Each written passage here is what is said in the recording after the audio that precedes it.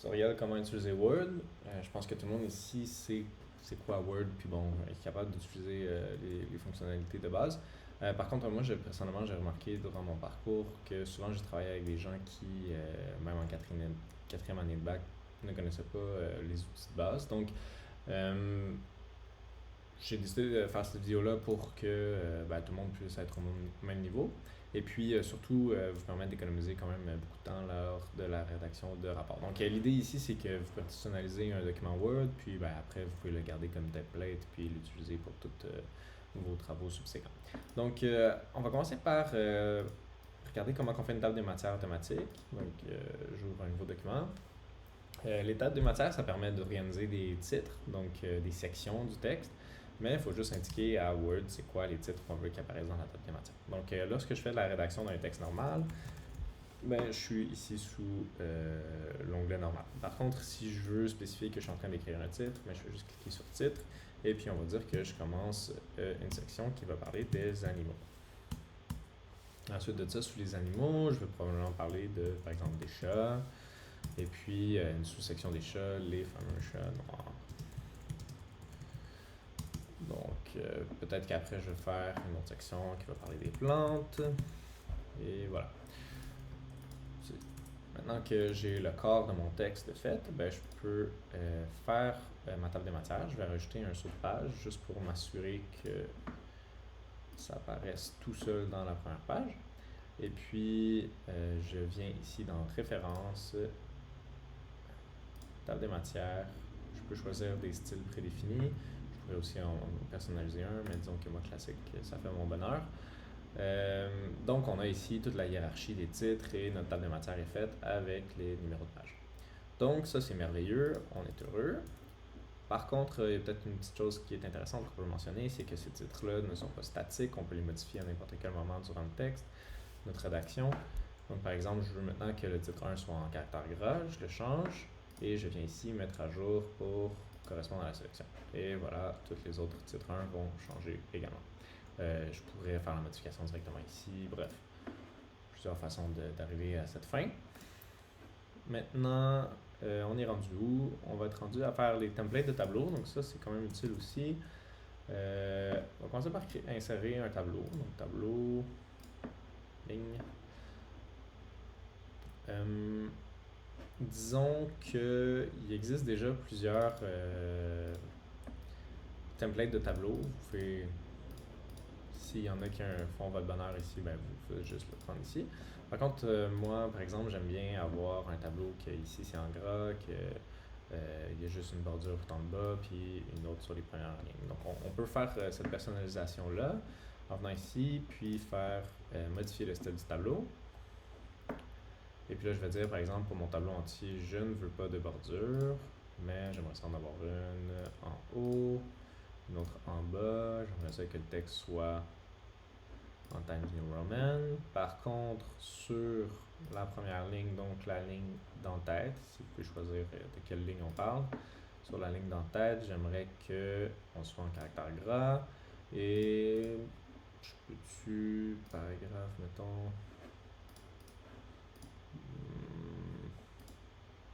Ah, ici, la justification, je veux que ça soit au centre.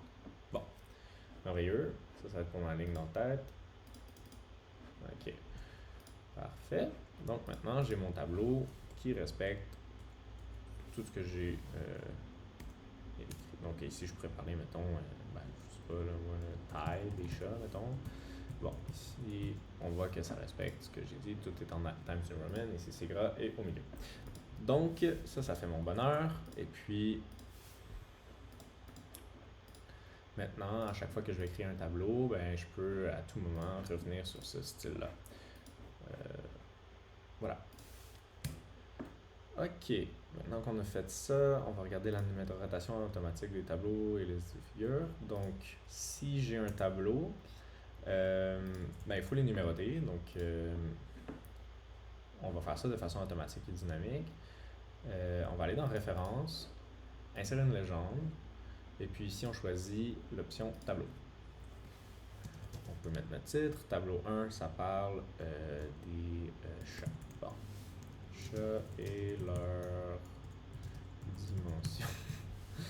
Ok. J'insère ma légende et puis on a les chats. Ok.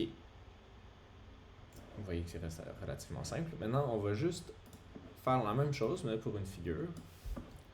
Disons ici, j'avais pris une figure d'un super beau vélo. On va mettre milieu. J'ai ici et je vais dire préférence, insérer une légende. Mais cette fois-ci, c'est pas un tableau, ça va être une figure. Ici, vélo, trop cool. Insérer. On va le justifier au milieu. Et voilà, j'ai inséré ma figure. Maintenant, une fois que j'ai cette figure-là, j'ai inséré ces références-là, ben, je peux venir à la fin de mon texte. En général, c'est à la fin d'un rapport qu'on met ces listes-là. Bien, si je retourne dans référence, je peux dire insérer une table des illustrations des figures. Donc, je pourrais commencer par une table des figures. Et ensuite de ça, je pourrais suivre avec la liste des tableaux. Et voilà. Je vais avoir mes listes ici. Si je veux faire un titre, ben, je peux le faire en utilisant le titre ou bien le faire manuellement. Mais ici, mettons, on a la liste des figures. Espace 1, 2, 3, underline. On fait Enter. Et voilà. Oups. Ouais, c'est ça aussi qui est intéressant, c'est que ça fonctionne comme un hyperlien, donc on peut y accéder dans le texte dynamiquement. Bon, je peux continuer ici. Liste des tableaux. Merveilleux. Donc tout est là. Si je veux que ça apparaisse dans les tables des matières, ici, liste des figures, liste des tableaux, ben, vous aurez compris, il faut que j'utilise un des titres ici. Mais disons que moi, je ne voulais pas pour l'exercice. Bon, qu'est-ce qui nous reste à voir? Renvoi. Ok, on va faire la numérotation des équations en premier.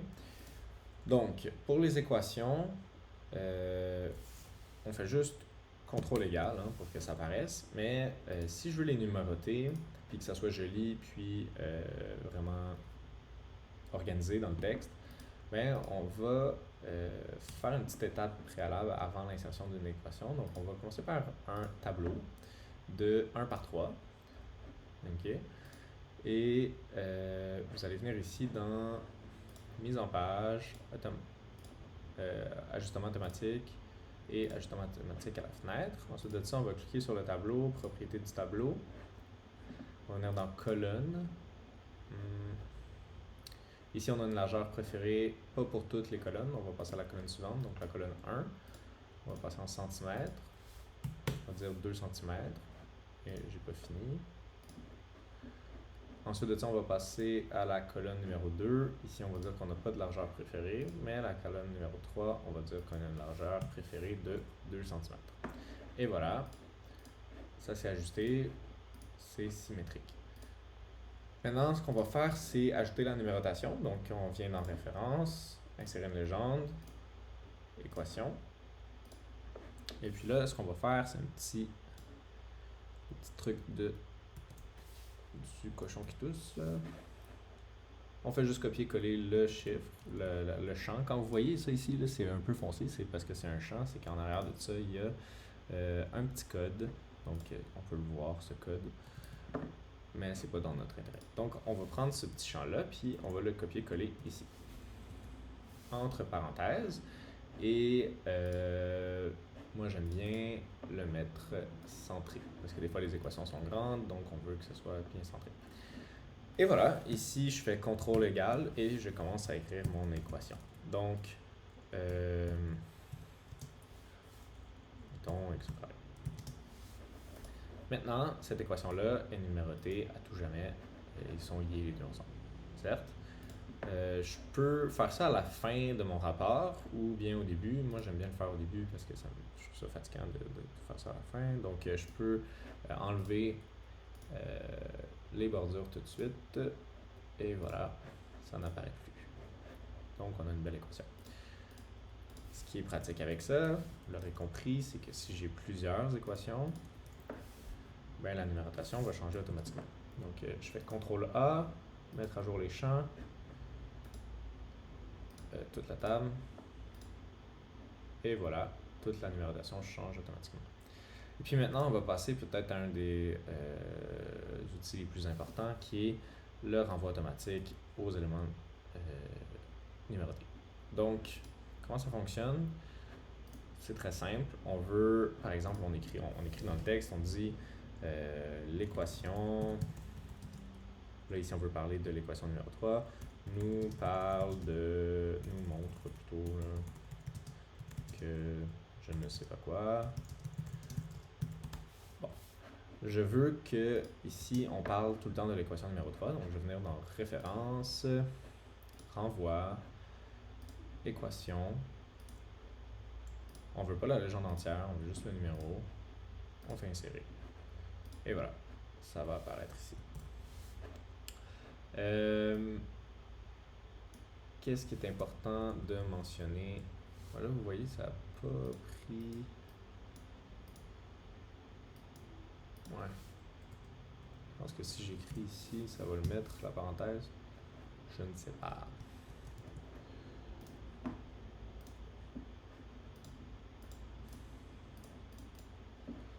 On va voir... Oups, ouais, le 3, je sais pas pourquoi il n'y a pas de parenthèse. Là. Ah, ben, bon, on va se faire. Ok. Donc, ceci étant dit, je peux faire ça aussi avec les figures. La figure, mais là, je n'écrirai pas figure. Je vais juste faire renvoi. Je viens ici dans figure. Et je vais pas prendre la légende entière, encore une fois, juste le texte et le numéro. Et voilà. Donc la figure 1 nous montre que blablabla.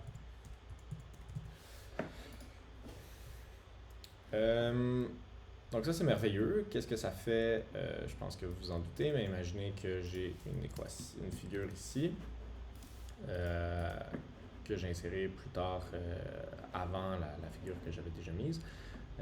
Si je fais CTRL A et que je fais mettre à jour les champs,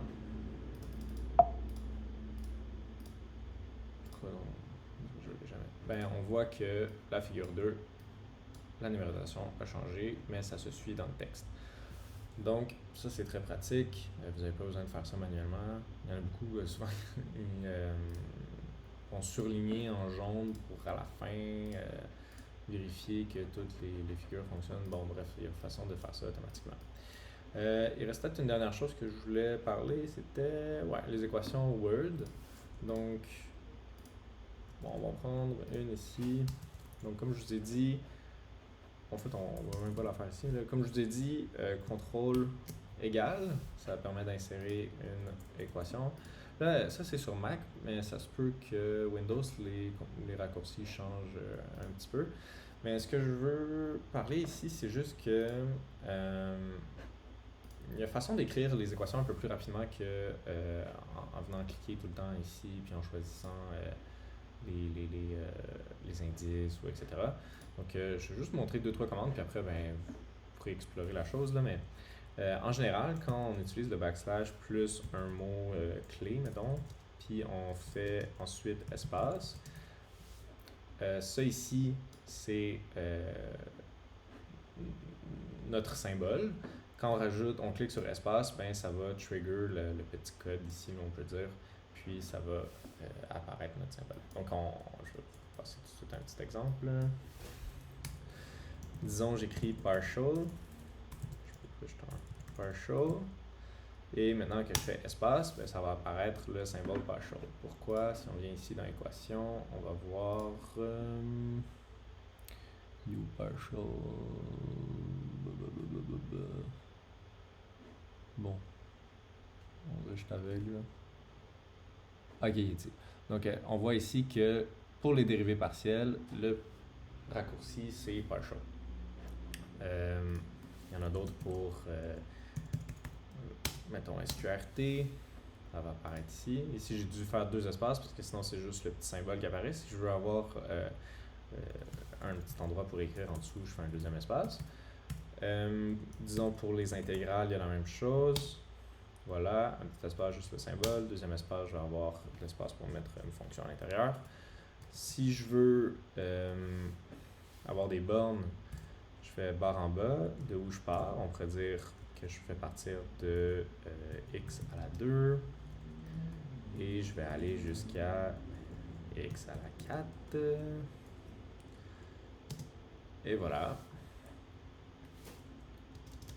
D'autres que je pourrais vous montrer, je pourrais faire une intégrale double, une intégrale triple.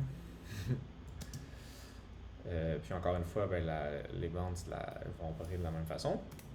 Si je veux faire un indice, c'est tout le temps barre en bas, donc x barre en bas 2.